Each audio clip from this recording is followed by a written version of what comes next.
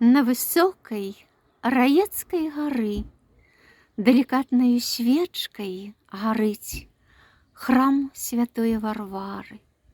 Здається, бяры яго ў руки, уздымі да высокага неба і маліся у важкай патрэбе.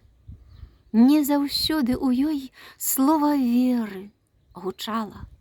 У руінах быў храм, занядбаны, забыты, сёння узняты з нябыту. Хай заўжды на высокай раецкай гары палымянаю свечкай гарыць храм святое Варвары.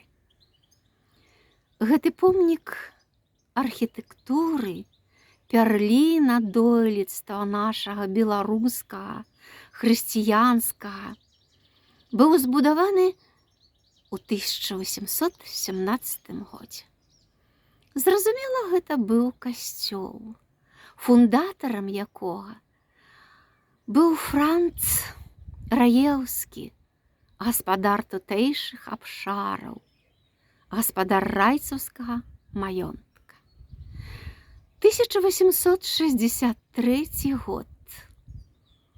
Каталіцкі касцёл становіцца перабудаваны. Менавіта так чытаем у многіх крыніцах у праваслаўны храм.